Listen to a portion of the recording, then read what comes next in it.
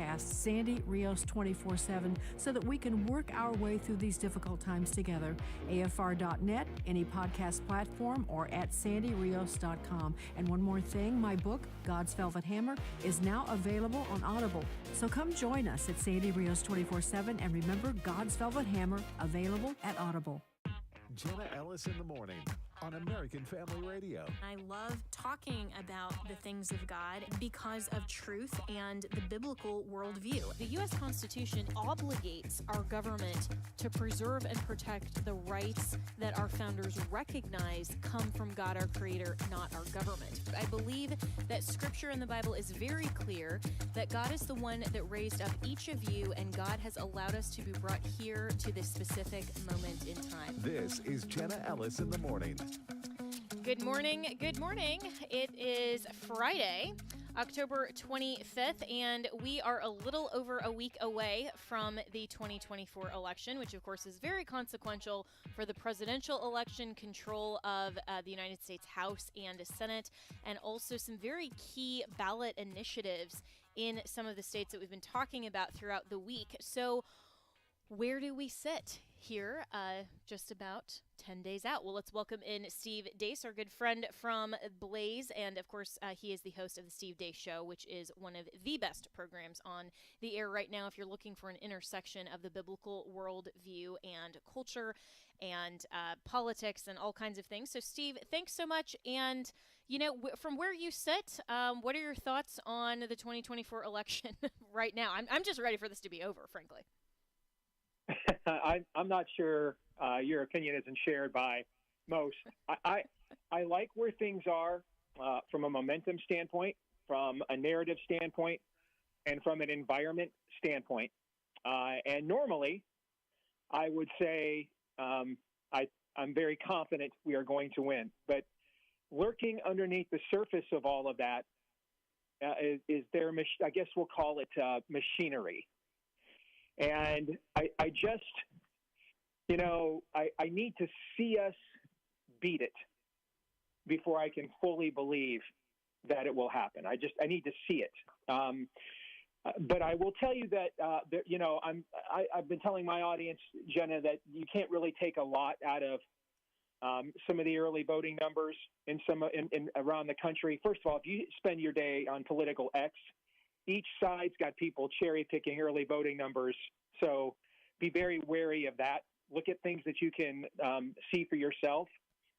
The two things that I am the most heartened by, number one, is their machinery destroyed us in the last 2 years of off-year and special election cycles, and that indicated we had low turnout even early in the primary process when it was at least somewhat competitive. Here in Iowa, we had the lowest turnout caucus we've ever had. Only 14% of Republicans showed up. I go back to that special election. I think I told you and your audience about it earlier this year in Ohio, a plus 20 Trump district, and we only won it, I think, by 8. And I was just really concerned about, number one, their machinery, and then number two, the energy level on our side. And so I do think, based on early voting data I've analyzed myself and had shared with me by little birdies, so I've got to see some of the high-level proprietary stuff myself. I am confident, even if we are cannibalizing our own vote, it at least means that our people are more energized now than they have been since the 2022 midterms. And that at least means that our floor is higher than I feared it could be, you know, going back to even a few months ago. So I think there's almost no chance that they will come out of this on their side with a sweep. And I would not have said that a month ago. I think there's almost no chance of that now, that there will at least be something, even if she were to win, there would at least be something that would, at least on some level, speed bump whatever it is they want to do to finish us off. And I actually think, for the first time, Republicans sweeping everything, I do think, is a legitimate outcome.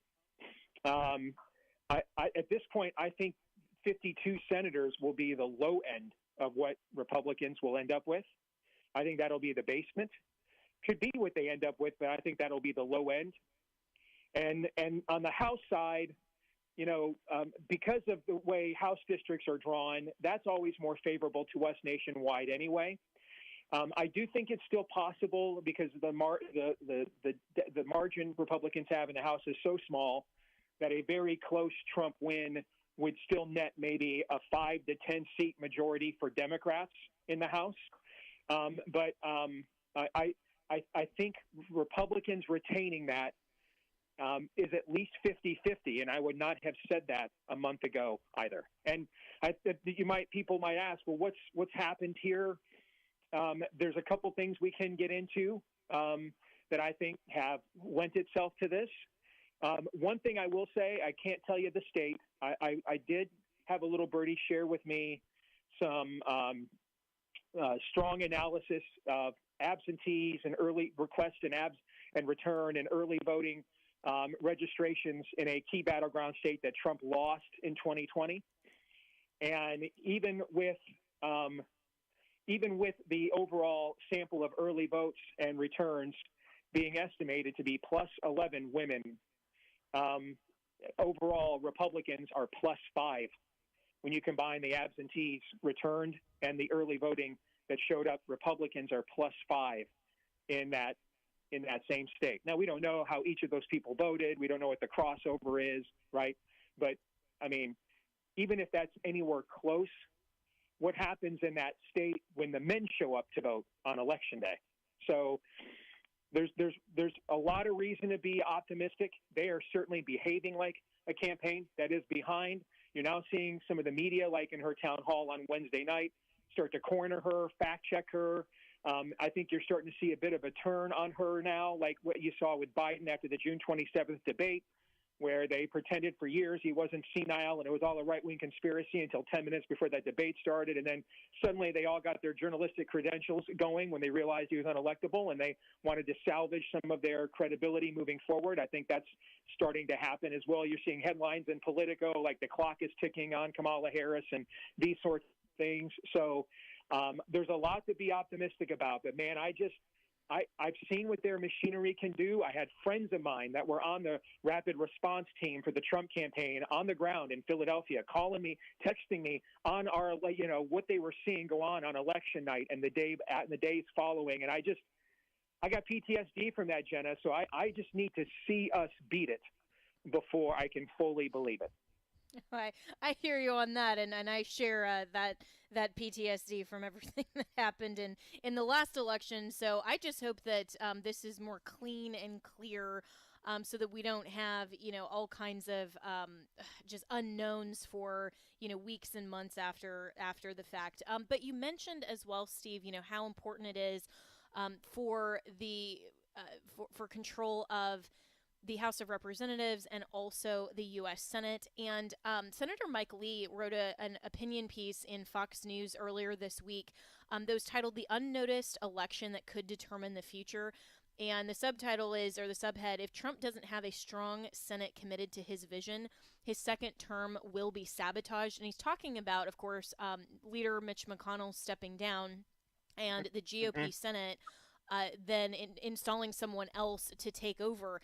And, especially what we saw between 2017 when Trump actually took office until that midterm, when they had the trifecta and the GOP controlled the House and the Senate and the White House, but Paul Ryan subverted basically everything, and Trump could have gotten a lot more done.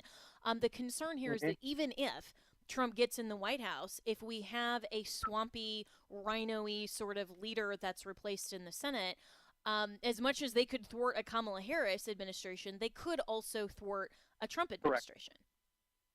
Correct. I think that's right on the money. And I mean, we're talking about replacing Mitch McConnell with John Thune or John Cornyn, and they're from his, they're graduates. Rush Limbaugh used to have the EIB Institute. Well, they're graduates of the Feckless Institute presented by Mitch McConnell. I mean, they're honor students in that academy. So they're every bit as feckless as Ditch, probably not nearly as smart and savvy and clever. So you're getting all the feckless and twice the dumb, So I think that's a real worry. And that's a clear and ever-present danger within the Republican Party. We are in a coalition of people who do not share our value system. Now, we often screw up by jumping to the conclusion that means they share the other sides, as if human nature is just simply a voter guide, and everything's cut and dried. And human nature is Venn diagrams. Great men do dumb things. Great pastors do things, commit immoralities. People of questionable, problematic character can be heroic in any given moment. I mean, human nature is more on a spectrum than it is on a flow chart and cut and dried. And so, you can get Mitch McConnell to decide, we cannot possibly let Barack Obama appoint Antonin Scalia's successor, because if we do, the entire last remaining reason that Christians would vote Republican en masse for good judges, that entire canard gets blown up. And so he actually gets credit for that. And it's the only thing he's ever fought for us in his entirety of his career up there in the U.S. Senate. All right, but that was a big thing. He didn't probably do it for the right reasons, but he did do it and gets credit for it. And so, we're just in a coalition of people that are largely united by a common opposition. We don't want America to become communist. What we want America to be instead is where the great breakdown happens. And this is why Republicans are traditionally great as a minority party, when they can all unite together to say no. And this is why Republicans are typically terrible, with a few exceptions like Florida, my state, Georgia, a few others. Brian Kemp, I'd say 60% of the time. The other 40% of the time, I'm like, what was that even about? But most of the time when we have to govern, we can't do it, because that's when the worldview differences that we think we can, paper over when we all get together at Yalta every election cycle, because the Soviet bloc over there has to be stopped. But then after that's done, if we win, we're like, okay, what now? And that's where all the real disagreements come home. And so, that's a real worry for sure. One of the problems is that they have too big of a majority. I know this is going to sound contrarian, but you'll understand this, having worked in politics in a high level. The more Republican that they have in the majority, the easier it's going to be for them to screw us, because they can just, it's a moving target. They literally will get together in these cloakrooms and say, all right, you took the bad vote last time, this guy will take it this time. They spread liability and blame rather than just have a couple of moving targets like what the Democrats had with Manchin and Sinema.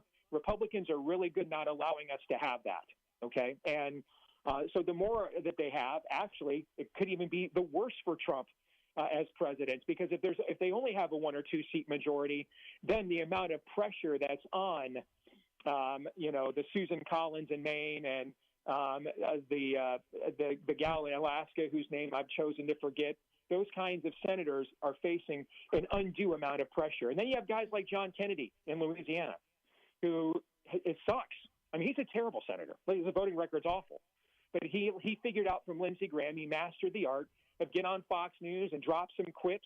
Lindsey Graham getting to the bottom of it on Sean Hannity's show every night, okay, but never ever actually reaching the bottom and finding out anything. All right, these guys figured out if I jump on Fox News with a Southern accent and drop some folksy lines, okay, people will just believe that, I'm some kind of movement conservative based on viral clips. And, there's a real problem there. I don't know how we dig out of that, honestly. I don't know who we have. What I would say to Mike, and I love Mike to death, don't write any columns. Dude, stop writing columns and get a coalition of people together that'll vote for you for a majority leader then, Yeah. I mean, someone will replace John Thune and John Cornyn with somebody. Not going to replace them with an idea. So then who is it, Jenna? Who is it? Well, that's exactly the question. And I asked Mike Lee on social media, and he didn't respond, at least yet. But we're hoping to have him on the program or the podcast actually next week to talk about it. But my question is, why isn't he running? And where is the coalition that would put somebody better in? And we've seen what's happened with the speaker's race and how difficult it was for Republicans to even put up somebody that's willing to just stand for anything America first. So so there is a deep-seated problem, I think, within the GOP. And as much as you see all this enthusiasm for Donald Trump, the America First movement, all of these things, you are still seeing a lot of the old Republican in name only. swampers that still have a lot of control in Washington, and that's a big concern. And let me tell you, it is a big concern.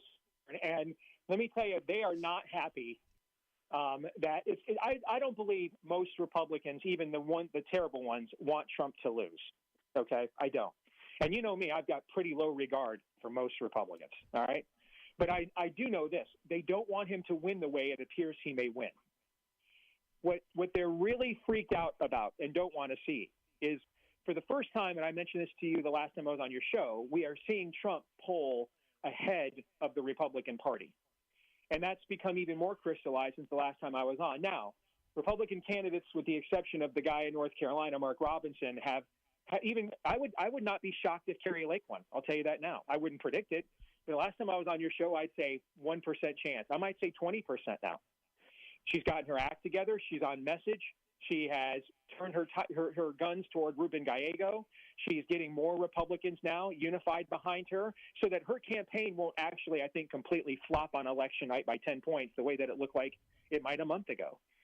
And so the thing that they don't want to see, though, is what did Trump do to grow his brand? He went outside the Republican coalition.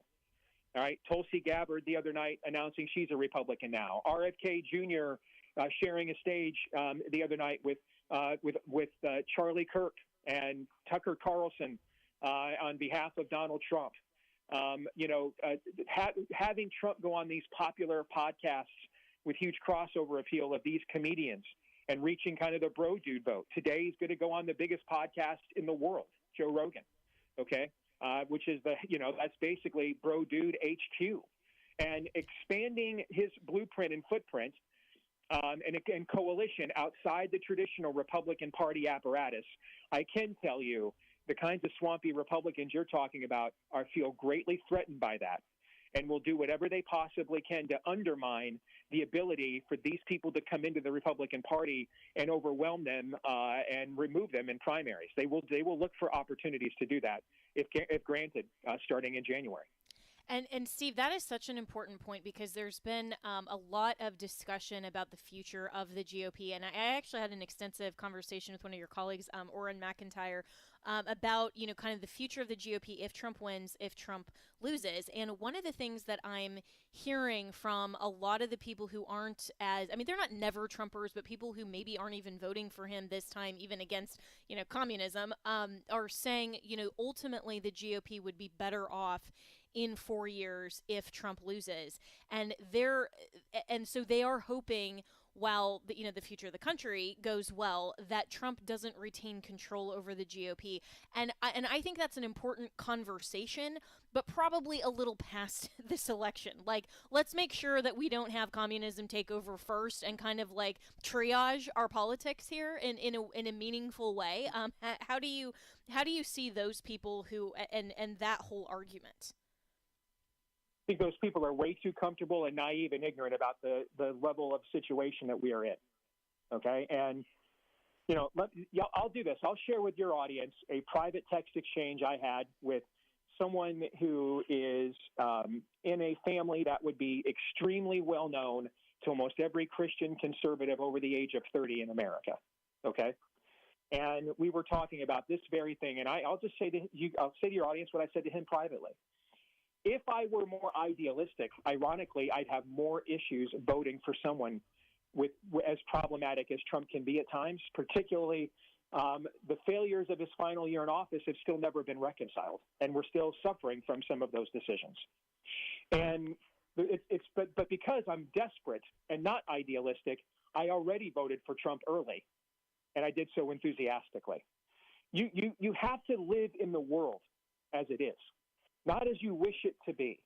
All right. And this idea that we can just take everything that's accelerated the last 4 years and make it a force multiplier and double it and come back with some Morning in America Republican Party that frankly hasn't existed since probably January of 1989 when Ronald Reagan left the stage. Okay. So to me, that is just, that's the ridiculous naivete of people who clearly haven't seen. What Reagan used to say, a recession is when your neighbor doesn't have a job. A depression is when you don't. All right. A culture, A culture war is when you read about your Christian, when you read about Christians getting arrested for praying outside of abortion clinics. All right. Tyranny is when you are. Okay. And I just the idea that we can just scheme and plot and just sit up in the mezzanine like the two angry old men from the Muppets while the show goes on and just wait for the perfect act to hit the stage. I want to live in the country where you think that is possible, because I don't see that. I don't see that we have that kind of luxury whatsoever. Therefore, I find the entire conversation to be anywhere from naive to dumb to stupid. Well, tell us what you really think, Steve, but I appreciate your directness, because I think it's absolutely accurate that while we need to never forsake our values or diminish those or lower our standards, we do have to live in reality. And for people who say, oh, well, we're not voting for a pastor, and therefore, we just turn a blind eye to all of the immorality that is leaking into the GOP. The other way, too. You're correct. Right? Yeah. And so, but there's a reason why it's called a narrow road, Jenna. It's a narrow road. 100%. 100%, Steve. And so, so we have to keep our standards high, but also live in the closed universe situation that you got two options on the ballot. I mean, a write-in candidate's not going to work. Abstaining, you're just giving your vote basically to other people who care more about the future of the country than standing. I mean, and while some people are doing that, my personal opinion is you got to engage the vote. So, Steve Deace, always appreciate your insights. We're already out of time. We'll be right back with more here on Jenna Ellis in the Morning.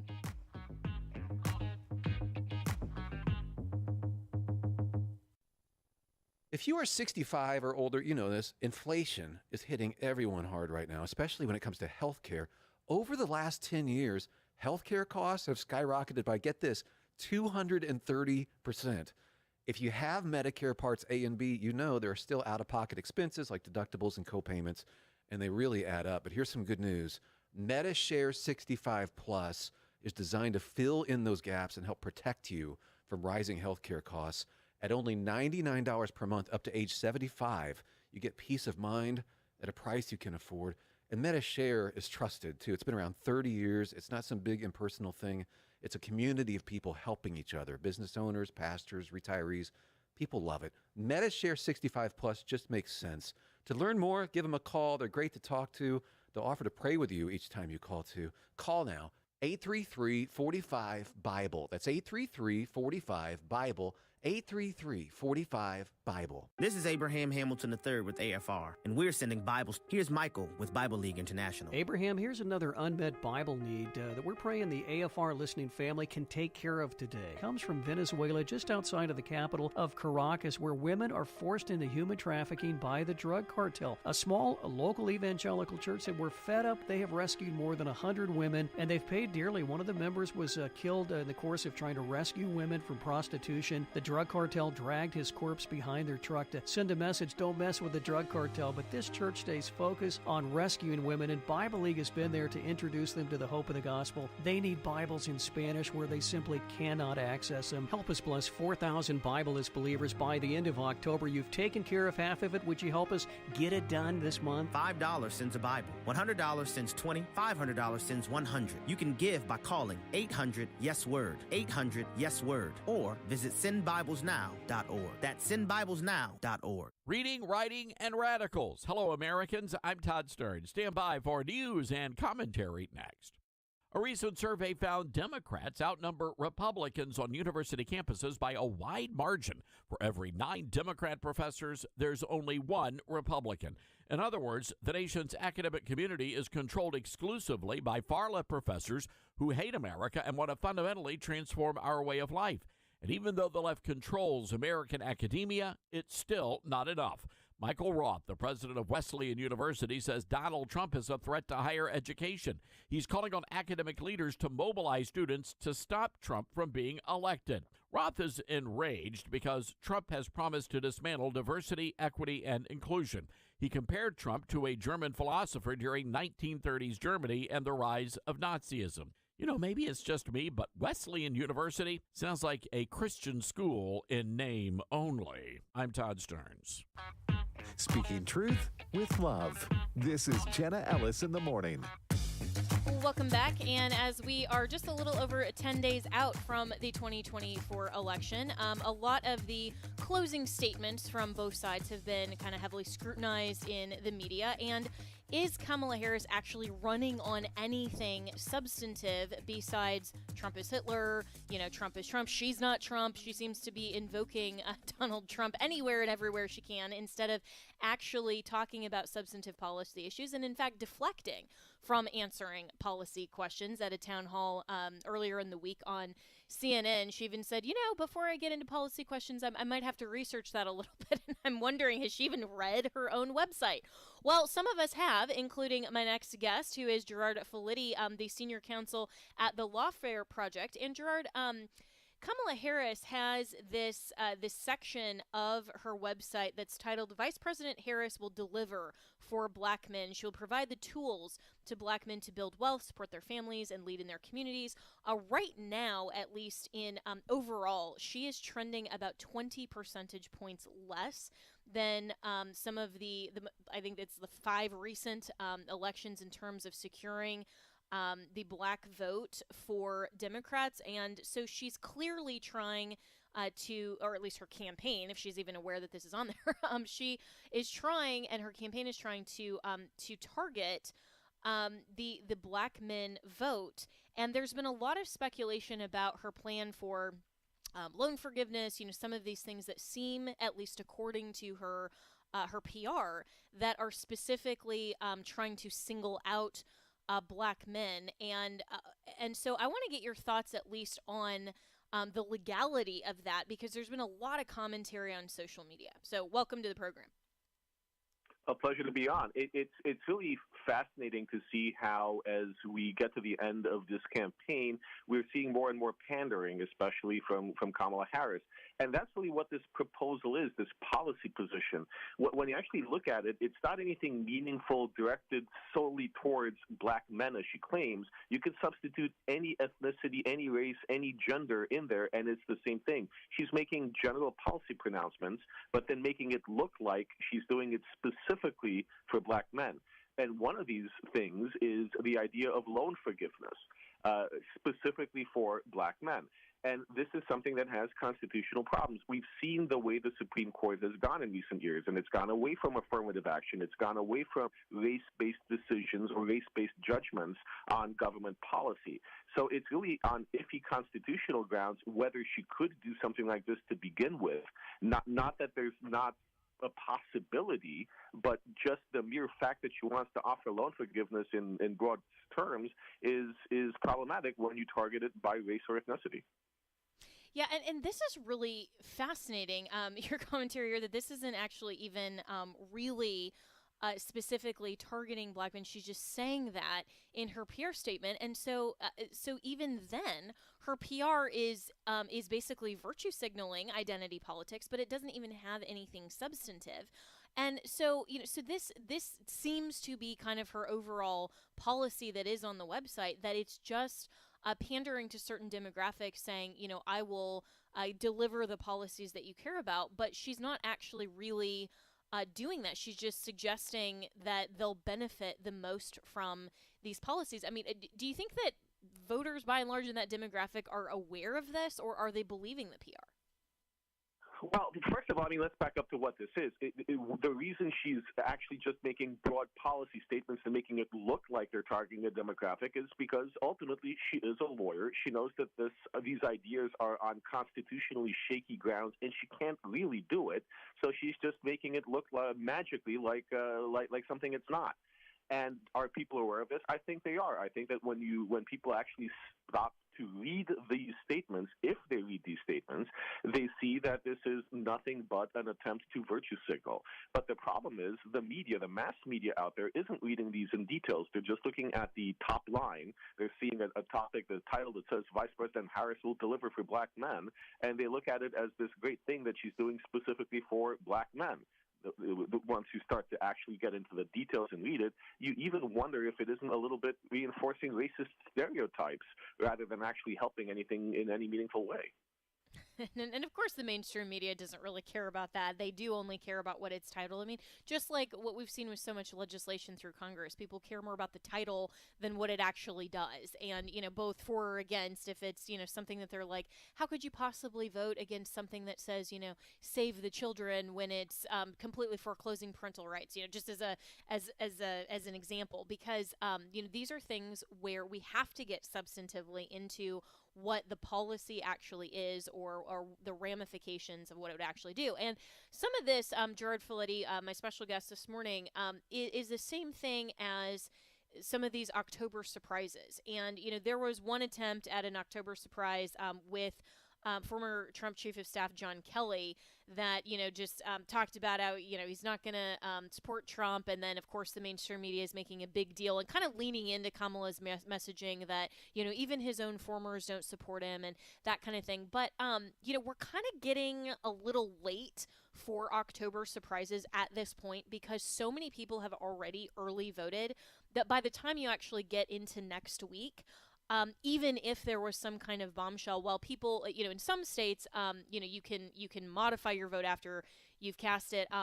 That's very few, and once people vote, they're, generally they don't go back and modify it. So, how effective is something like this October surprise really?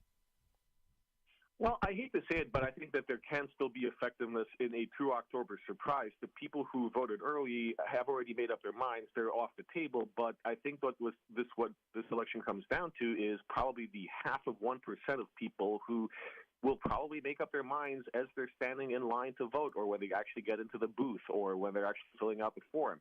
And they can still very much be influenced by a true October surprise. And why I say true is something like John Kelly. We already heard all of this before. We've heard John Kelly talk about what he thinks about Donald Trump, and we've heard these fascist and Nazi allegations before. There's nothing new there. Just like there was nothing new in the bombshell Jack Smith unsealed documents. These are all stories we've heard before, so they're not really influencing anyone because people have already heard these things and made up their mind one way or another, regardless of that. So unless there's a true October surprise, and we still have a week and a half left, these things are not going to change the outcome of the election. Yeah, and even some of the other allegations that surfaced this week about Trump being inappropriate with a woman in 1993, I'm thinking, okay, he was a registered Democrat at the time, and he also survived the Access Hollywood tape in 2016. I mean, is that really going to influence anybody?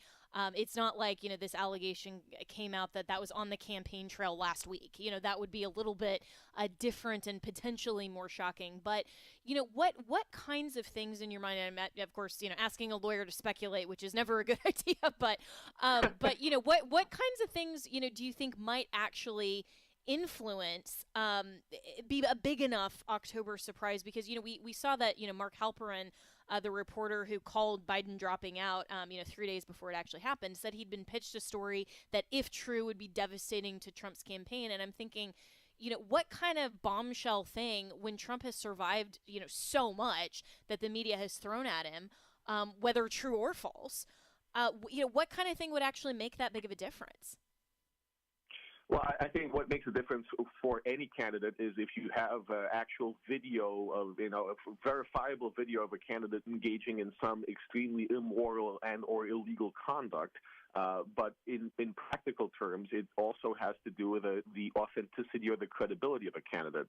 So if something definitive comes along that Trump, on the top issues that he's been strongest on, national defense, national security, the border, the economy, that he's somehow lying or misleading the public, that might have an influence. And same with Kamala Harris. If something comes along that disproves some of what she's claiming or some of the stances that she's making, or shows, for example, that she's secretly still very opposed to fracking and anything environmental, and she has this policy she's going to implement that upends everything she's promised, those are the types of things that might sway voters. But short of that, all these kinds of personal allegations, they don't move the needle. And as we've seen, Americans tend not to like that negative type of campaigning. Yeah, it's so true. And, even with her whole Trump is Hitler comments, earlier in the week as well, there was a Babylon Bee article that said, hey, this is another prophecy fulfilled because back in July they said, and this was, of course, their satirical headline that said Democrats release comprehensive proposal to win the election by simply calling Trump Hitler again. I mean, to your point, Gerard, there's nothing new in any of these things. And meanwhile, the American people are suffering under terrible inflation, a recklessly open border, and so many things that are actual policies that, in my view, if the Harris campaign really wants to convert some of these, disliking Trump leaning sort of moderate or even center right Republicans, she needed to bring more to, for example, the Bret Baier interview than just slamming Trump. But it seems like the Democrats actually think that that's going to work for them. It's shocking that they do, because what they've been hearing from people for as long as Kamala's been the candidate is people need to hear what her actual policy ideas are. And even this week, she's sitting down to interview. She's doing CNN town halls, and she's not answering questions. But not only is she not answering questions, she's doing so in a way that is obviously not answering questions. Politicians tend to be better at getting away with saying what they want to say and not what they're asked, without making it so obvious. For Kamala, she's clearly deflecting every time she's asked about policy positions. And she's repeating the same things, which, as we started talking about with the example with what she's doing for black men, they're not even entirely on point. So the Democrats really should be campaigning on the issues and on the policy ideas to make a dent, because that's what voters want. That's what voters have been asking for. And by ignoring that and going with the personal attacks, they're actually alienating people. Yeah, and I really hope that, as we've been saying for months now on this program, that this comes down to a worldview difference between the Democrat Party and the Trump-led GOP in terms of the policy, in terms of just their view of government as a whole, their view of the legitimacy of government, of America, and even how we interact with foreign allies, foreign adversaries.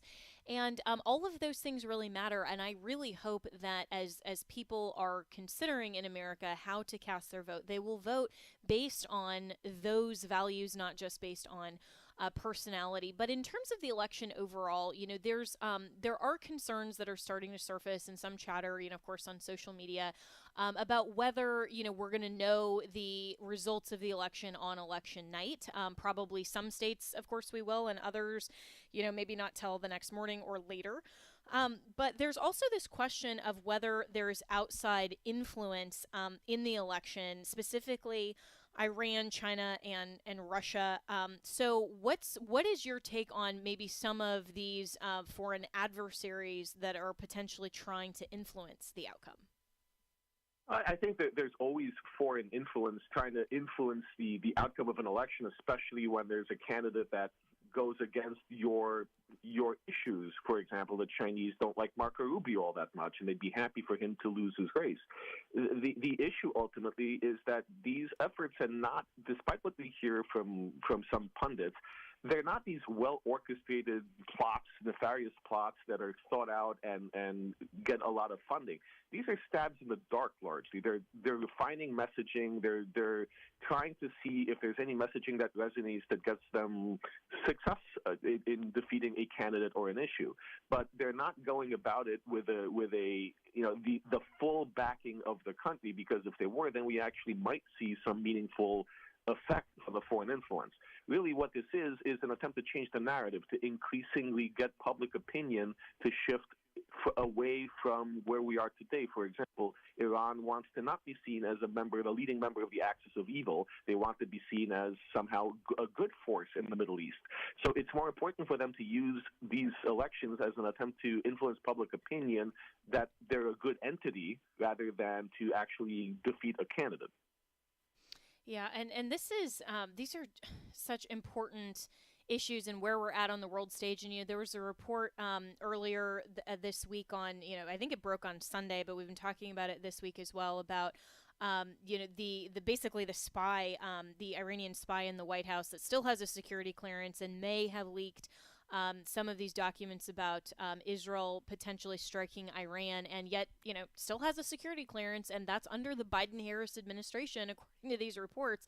And I mean, that's undermining national security, and yet we're not actually hearing a lot about these things leading up to the election. So between all of these issues, Gerard Folletti, from the border to the economy to our engagement with foreign allies or adversaries, some of this lawfare that has been going on under the Biden-Harris administration against conservatives, Christians, pro-lifers, all of this. What worries you most about a potential Kamala Harris administration? The top of mind is foreign policy and national security. Top of mind is the unclarity on where she truly stands on issues like supporting Israel, like supporting Taiwan, like where she stands vis-a-vis China, where she stands with border security, and how she will actually implement or tighten border restrictions rather than just feed a machine to help more immigrants come illegally. All of these national security concerns, I think, are fair, and she has not really addressed them. She has said the right words at different times, but her actions, both as vice president and in the staff that she has and the advisors that she has, suggest that she may not be genuine in her answers, and that is a great concern. The economy is the second concern because we feel the inflation that's taken place in the last 4 years, and she's essentially denying it and not saying anything, not coming up with any tangible plan or policy on how to deal with inflation, how to deal with a potential recession and an economic crash. What we're hearing are just more of the same, but that's no guarantee. That's a little bit scary to people, quite frankly, who don't know how they're going to be able to afford Christmas presents this year, or how they're going to afford to put food on the table for their families next year. Yeah, I mean, all of these issues are so important, and top of mind for me, and I know a lot of people here at AFA are very concerned about the federal judiciary. Over the next even 40 years, with a Harris, basically second term of the Biden administration in terms of federal nominees, and that really hasn't been a big focus for either side in this election. I find that a little bit strange. Is that sort of top of your mind as well in terms of the importance of the president's ability to nominate the federal judiciary, and the differences of what we know would be the type of profile between Trump nominees versus Harris nominees? At the end of the day, the importance of the judiciary can't be understated, because those federal judges are the ones who are around for many, many years, and they help determine policy, whether policy that's in place by a left-of-center administration continues or whether it's stopped. And that is one of the most important checks on potential abuses of our constitutional rights and our freedoms as Americans. So it's a key issue. And unfortunately, it has not gotten more play this election cycle. We heard this week on CNN, Kamala Harris was asked whether she was in favor of increasing the number of justices on the Supreme Court to 12. She didn't answer that. She didn't say no. She didn't say yes. So we don't know where she stands. Joe Biden, to his credit, at least said that he would not be messing with the Supreme Court, and he would not be messing, for example, with the filibuster in the Senate. And he held to his word. Kamala Harris, we don't know what she's capable of. And that's a scary thing, because the judiciary has served as a check on the power of the legislature and the executive. That's what its function is. But if you use politics to jerry-rig the system and get judges at the federal level that you want and that are more political than judges, then you're really changing the fundamental scope of what this country looks like. You're enabling policies that will change the essence of who we are. And the fact that Kamala Harris has not answered these questions in any way, that is something that we should be concerned about. Donald Trump, at least we know where he stands. He was president. He appointed judges. He appointed justices. He's a known entity. But Kamala, the amount of damage that she can do if she wants to change the judiciary completely, that's something that's never been addressed. Yeah, these are such important and critical issues. And Gerard Folletti, I really appreciate all of your commentary on this. And I hope that as everyone is listening to this, as we continue to say, vote your values, understand the worldview differences. This is not just about, Republican versus Democrat or personality or anything like that. This is about truly understanding our process, our system, and continuing with the blessings of liberty that we have been so fortunate in this country, by the grace of God, to embrace and for America's history. But we are on the brink of losing a lot of those things if we do not participate in our civil government, get out and vote, not to mention all of the important ballot initiatives as well. So, Gerard Folletti, really appreciate your commentary. As always, we'll be right back with more here on Jenna Ellis in the Morning.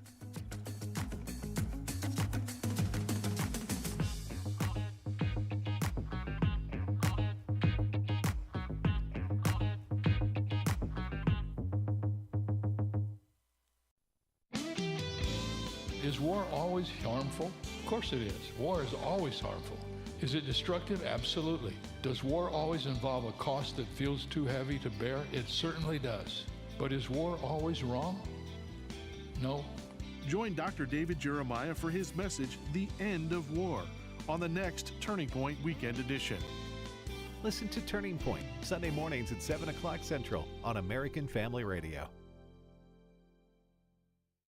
America is at a crossroads. We're talking about November 5th. The consequences of this election are broader than even sometimes I grasp. You only have two options, to vote or not vote. AFA at Home takes a deep look. Pray for fair elections, that God's hand is over these elections. It all impacts you directly. Make your voice heard. Don't miss this special edition of AFA at Home on AFA Stream. Visit stream.afa.net to sign up today. Stream.afa.net. As the world changes in an era of crisis, families throughout America are experiencing instability, fear, and great loss. While many are searching for answers in places of desperation, the position and mission of the church has never been more clear. It's time for us to leave the buildings and saturate the streets with redemptive hope and the love of Jesus. Saturate USA is a movement of churches and believers across America, uniting as one to reach every home with the love of the gospel. At SaturateUSA.org, you and your church can join the movement by adopting a zip code and receiving free neighborhood maps and evangelistic materials, including Jesus Film DVDs with free online streaming. Simply mobilize your volunteers, assemble your saturation packs with free materials and your own church's information, and then send out teams to distribute to homes. Let's partner together and see every zip code in America adopted for Christ. Join the movement at SaturateUSA.org.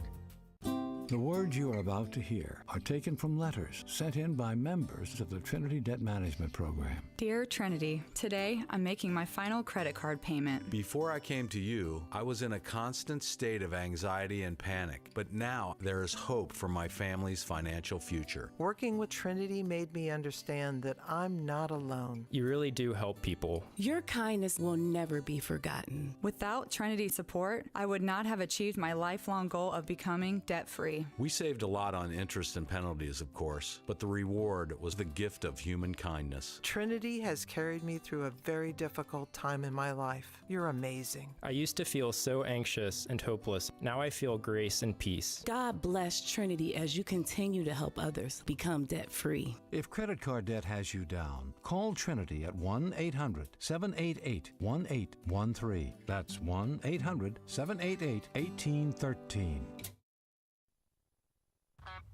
Speaking truth with love. This is Jenna Ellis in the Morning. Welcome back. So, to kind of close on a Friday and heading into the weekend, and I know, so many people are just ready to have this election over, and there is also kind of this nervous anxiety, I think, about, the future of our country, and I know that I have certainly spent many nights, just laying awake and praying and saying, Lord, protect our nation and make sure that we can continue to persist in the blessings of liberty and have the freedom to engage in exactly what we're doing right now, which is speaking together about truth publicly. These are our first freedoms that are specifically enumerated in our very First Amendment in the Bill of Rights, which our founders understood was very fundamental. And, I think that when we get into the specifics and kind of into the weeds of the news of the day and all of that, then it becomes very easy oftentimes to get discouraged. And I know that that's true for me. Sometimes when I look at some of the people who just, for whatever reason, and there are a lot of different reasons, that they seem to just not get it, and the importance of protecting our constitutional republic and protecting the process. And, we share a nation, unfortunately, with a lot of people who either simply don't understand or don't share our values. And we live in a post-truth, pluralistic, and trending rapidly toward pagan society. But this is where, and I wanted to end on a more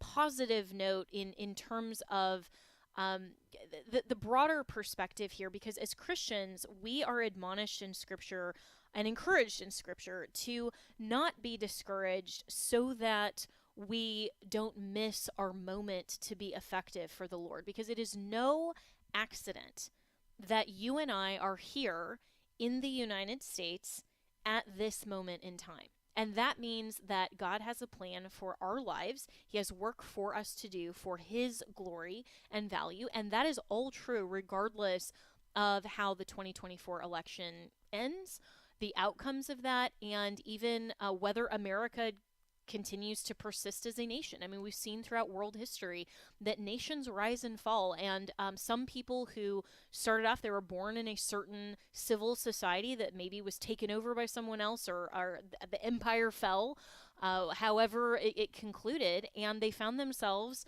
in a very vastly different world than the one that they were accustomed to. And is that possible for you and I?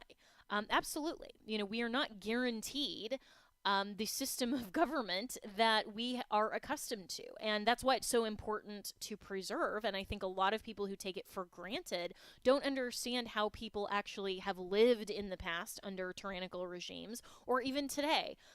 Contemporaneously live in societies where they can't speak freely, they can't share their opinion, and we're just starting to see the tip of the iceberg of some of those consequences of censorship, of even imprisonment and persecution and prosecution for standing up for things like pro-life, among many other very important viewpoints. And so it is important to engage in our civil society, and the purpose of this show, by and large, is to talk about the civil government aspect of our Christian life and how we engage our Christian life in government.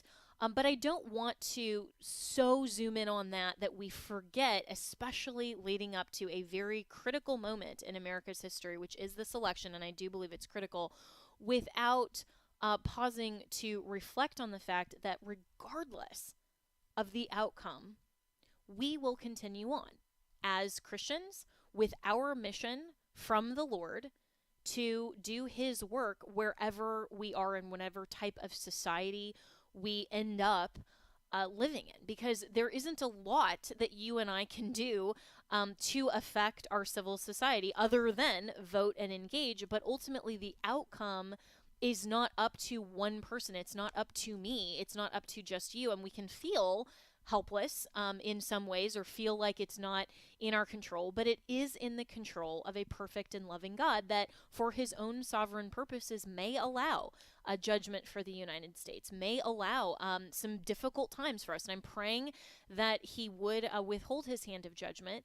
But regardless, we can, as individual Christians and as the church collectively, we can purpose to break through all of the noise of politics and to stand firmly on the truth of the Word of God, on the Great Commission, on revival, on teaching the good news that Jesus Christ is the same yesterday, today, and forever, and He loves us. He came, and God sent Him to come and to be the propitiation for our sins, so that we can live with the Lord in perfection for eternity. All of those things are very hopeful. And so we can live with a patient expectation, which is our faith, in hope that we know the end ultimately. And we may not see in the midst of the storm how we get to the promised land and the other side, but we know that our hope is not in politics. Our hope is not in Donald Trump or Kamala Harris. Our hope is not in the Speaker of the House or the U.S. Congress or even our governors or whoever. Our hope is in our Lord and Savior Jesus Christ. So pray for this country, but continue to do the work with joy and hope and faith in our Lord and Savior Jesus Christ. So be encouraged going into the weekend. Remember to pray, pray, pray for our nation. Continue doing the work that God has for you so that one day you will hear those words, "Well done, thou good and faithful servant." You can always reach me and my team, Jenna at afr.net.